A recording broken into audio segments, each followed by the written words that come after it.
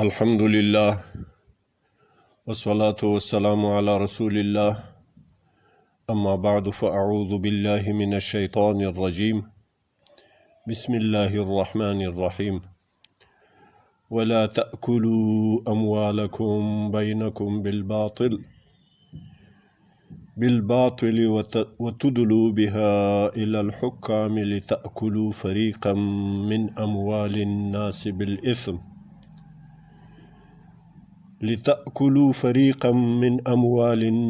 بالإثم وأنتم تعلمون. صدق الله العظيم.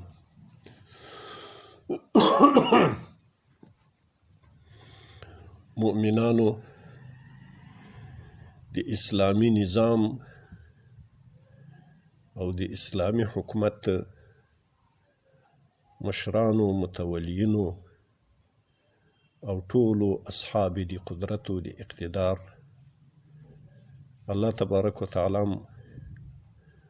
لموږ سره په خپلو ټولو وظایفو کې د امانت ساتنې توفیق در نصیب کړي. د الله د کلام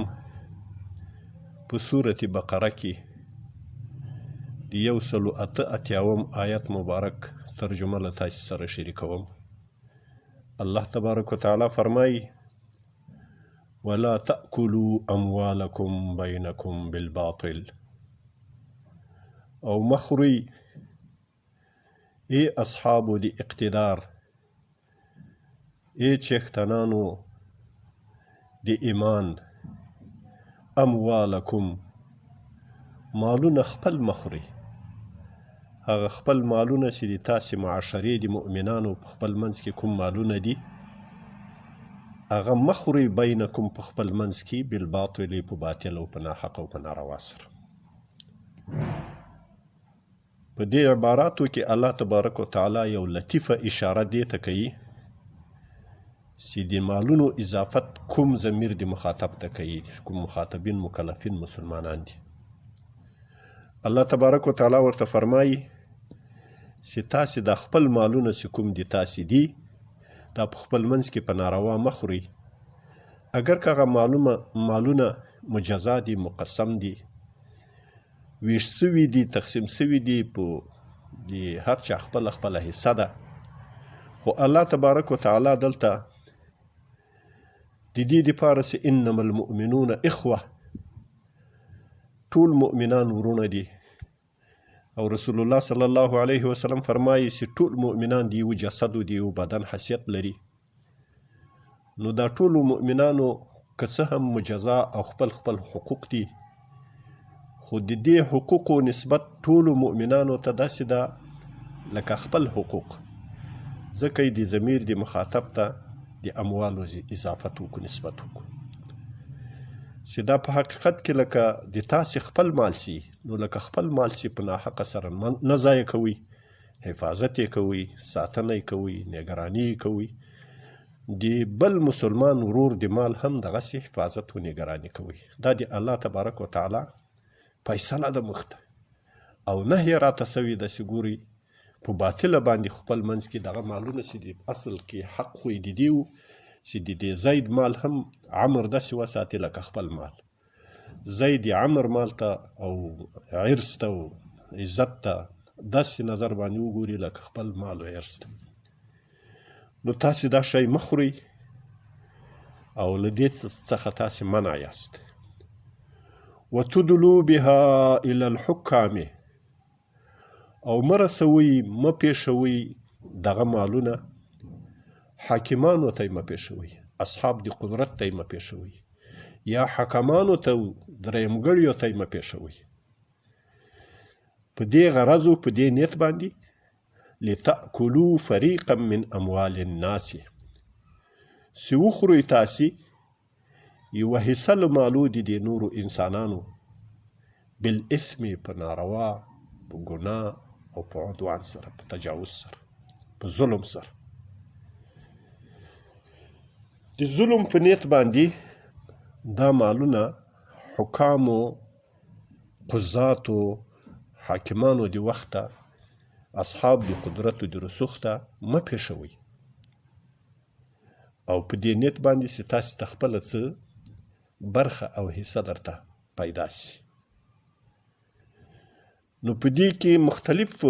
اقسام لري. الله تبارک وتعالی په آخر د آیت مبارک کې فرمایي وانتم تعلمون، او حال دا چې تاسې پوهیږئ چې دا مال دا حصه د ما حق نه کیږي، خو هغه تاسې دې لالچ اخیستی یاست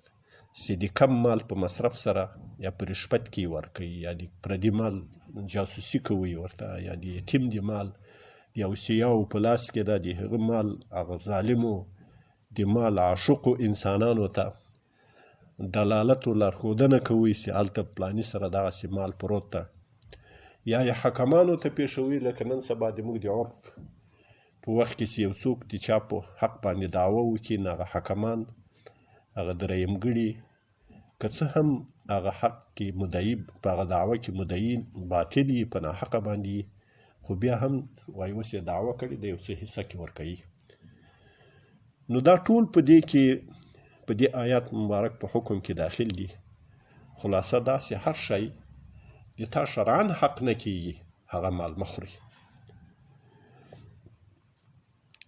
دا آیت مبارک مفسرین کرام زیات د رشوت خورو په باره کې استعمال کوي، تلاوت کوي، او د دې حکم ډیر متوجه په اول صراحت کې په اول توجیه کې و رشوت خورو ته متوجه ده چې رشوت خواره دي دغه کم رشوت په ورکولو باندې ډیره مدعا ډیر مال نه ګټي، چې حاکمان او قاضیان د وخت داسې ظالمان یي چې نه په حرام باندې چې هغه په خپل ځان خوري، په خپل اولاد یې خوري، سحت خوري. او رسول الله صلی الله علیه وسلم فرمایي چې بیا به هغه غوښې په جهنم باندې ویلې کیږي، په جهنم باندې به خوړې کیږي، په جهنم به سوځل کیږي، خو دوی د هغو پروا هم نه کوي. او دوی په ناحقه باندې پوهیږي، علم لري چې دې کې د ما حق نسته، خو د کم رشوت په ورکولو باندې زیاته حصه د مال د ځان کوي پې باندې. نو هم دغه لوری او هم هغه څوک چې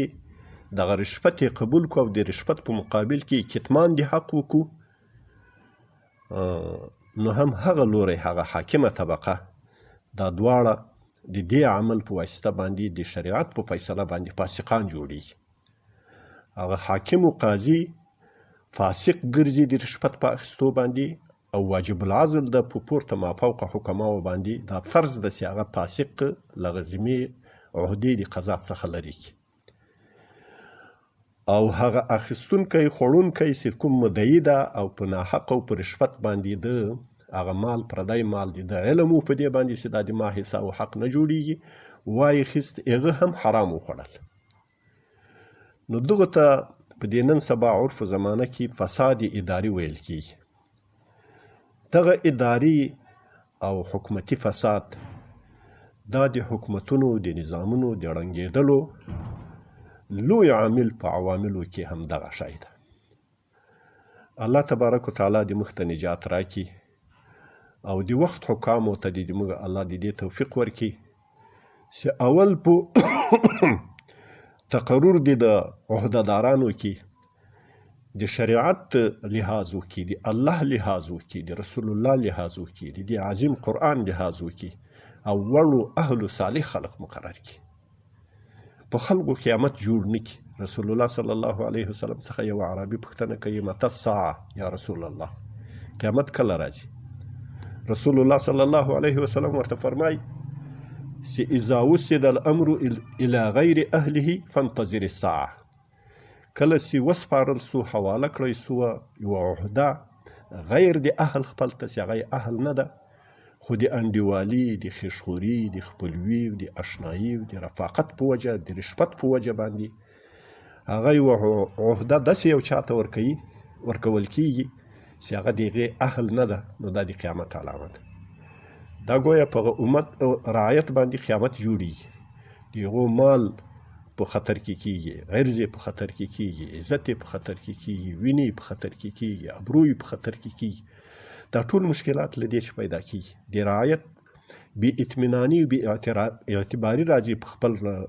حکومت باندې، په خپل نظام باندې. او نبی علیه الصلاة والسلام فرمایي چې کوم حاکم لوړ رتبه حاکم د لاندې مامورینو کې څوک داسې څوک مقرروي چې هغه د هغه په کومه رشته داري او په کوم تعلق په وجه باندې مقرروي، خو تر هغه اهل څوک په هغه مجمع او په هغه مجتمع او ټولنه کې شته، نو دغه حاکم او وزیر صاحب او دغه امیر دې خیانت له الله سره وکړو، خیانت له رسول الله سره وکړو، خیانت له ټول ملت او امت سره او مسلمانانو سره وکړو. نو الله تبارک وتعالی دې موږ له ده خیانت چې وساتي. دغه ته ویل کېږي ملي خیانت. زموږ فقها په دې کې ډېر زیات تحقیق د دې کوي چې حتی هغه په رشوت باندې پیسې اخیستل خو څه کوي چې یو حاکم یو عهدهدار په یوه عهده باندې هغه سو مقرر سو، هغه به په هند عهدې کې په وخت عهدې او د هغه منصب خپل کې د چا مېلمستیا هم نه خوري، هغه هم رشوت ته دته حرامه ده. له چا چې به تحفه هم نه قبلوي، هغه هم د دې لپاره حرامه ده. شامي علامه شامي رحمت الله علیه په ښه مکمل تفسیر سره ټولو فقهاو دا تفسیر کړی، ټولو علماء کرامو ته معلومه ده. الله تبارک وتعالی دې موږ ته عمل را نصیب کړي. نو هغه لیکلي دي چې حتی له ذي رحم او محرمه پرته او له معتاد هدیه ورکوونکي او مېلمستیا ورکوونکي پرته د بل چا تحفه قبلول، مېلمستیا قبلول، دا ولي هغه ته یو صاحب د منصب او صاحب د اقتدار ته دا رشوت ته حرام ده. سحت خوري، دا مېلمستیا چې دی خوري حرام خوري، د بل حق خوري، د بل وینې خوري، دا به نه خوري. خو که چېرته یې ویل حتی دومره دقت و تحقیق ته پکې چې که چېرته یو معتاد تحفه ورکوونکي او مېلمستیا ورکوونکي چې هغه مخکې عادتي مخکې لغه عهدې او لغه منصبه د هغه خپله یو تعلق ده له دې انسانه سره او ده به مېلمستیاوې هم کولې او تحفه به یې هم ورکوله، نو که په وخت عهدې کې په هغه مېلمستیا یا په هغه تحفه کې اضافه توب وکړو، هغه اضافه توب دته حرام ده. لغه مخکې معتاد اندازې چې به اضافه هغه نه ورکوي،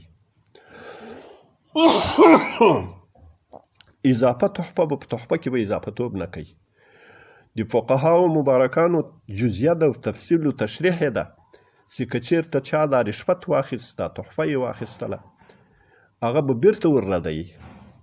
او د حکمت تقاضا دا ده چې که چېرته هغه د هغې تحفې په ردولو باندې اذیت کېږي، خدای به له خپله ځانه څخه بیا په بل شکل کې دته د هغې معاوضه بیرته ورکوي. هغه تحفه به دی خپله ګټه او خپل منصب نه بولي، خپله غوټه برخه بیا نه بولي. او که چېرته هغه مالک یې نه سوی پیدا کولی، چښتن یې نه سوی پیدا کولی، په کومه وجه باندې یا لرې سو یا ولاړ یا پناه سو، نو د هغه خپل مالک او وارث ته یې نسي حواله کولی، هغه حصه د تحفې هغه رشوت به بیت المال ته حواله کوي، هغه د بیت المال حصه جوړېږي، هغه به یې هغه ته ورکوي. نو دومره ډېر دقت ده او دومره ډېر تحقیق ده په دې کې چې حتی مېلمستیا کول، تحفه قبلول، دا هم ورته حرام دي، دا هم سحت خوري، حرام خوري، ناروا خوري. حکام و ولاتو د امورو د موږ ته د الله له طرفه دا فریضه جوړېږي چې هغه به په لاندې خلقو باندې همدغه نګراني او دغه نظارت ټینګوي چې که څوک مجرم په دې حق په دې باره کې کوم مجرم پیدا کېږي، دغه مجرم ته به سزا ورکوي، هغه به مختوروي، هغه ته به داسې سنګینه، داسې عبرتناکه سزا ورکوي چې بیا بل قاضي، بل حاکم، بل ولسوال، بل قمندان چېرته په بله علاقه کې په مسلمانانو په مال خوړلو باندې جرأت پیدا نه کړي، دغه ته به سزا ورکوي. او خبره دا ده چې هغه واجب العزل کېږي. نو که چېرته دغه حکام د هغه په عزل کې کهالت و سستی کوي، نو دغه پورتني حاکمان په دغه حرامو په دغه ظلم کې ورسره شریک دي، دا به خدای تعالی دغسې سزا او جزا ورکوي. او الله تبارک وتعالی دې د موږ حکامو ته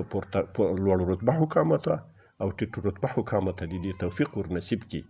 چې هغه د مسلمانانو د وینو د حفاظت، د مسلمانانو د عزت د حفاظت، د مسلمانانو د مال د حفاظت لپاره ډېر متوجه اوسي. خصوصا د اسلامي نظام متولینو ته د ما دا خاصه مشوره ده او دا خاص عرض مې ده چې دوی دې له عام ملته له اطرافي ملته نه غافله کیږي. دا د ولسوالیو په سطحه باندې چې کوم ملت پروت ده هلته داسې خلک دي چې هغه نه وزیر ته لار لري، نه وسیلې لري، نه واسطې لري، هغه هیڅ وسایل نه لري له خدایه پرته چې خدای ته ناره رسیږي،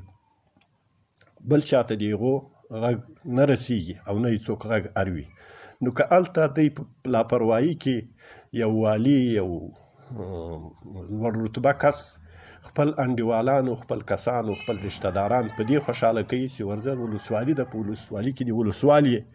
په ولسوالي کې د قاضي د ابتدایي یې، په ولسوالي کې د قومندان د امنیې یې، نو په هغه ځای کې چې هغه له خپل حماقت او له خپلې بېدیني، له خپل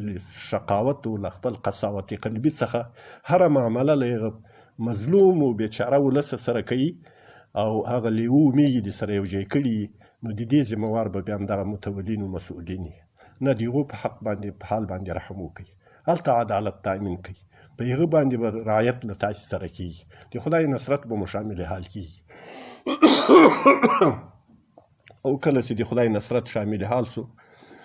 نو بیا هر څه له تاسې سره دي، او که د خدای نصرت در څخه بیل سو، در څخه جلا سو، بیا هیڅ تدبیر د تاسې د بچاو دپاره نسته، هیڅ چانس د تاسې د بچ کېدلو دپاره نسته. په دنیا کې به هم ذلیله کېږئ، په آخرت کې به هم ذلیله کېږئ. الله تبارک وتعالی دې موږ تاسې ټول د دنیا او د آخرت له ذلته او د دنیا او د آخرت له خزي او له رسوایي څخه وساتي. اقول قولي هذا استغفر الله لي ولكم ولجميع المؤمنين والمؤمنات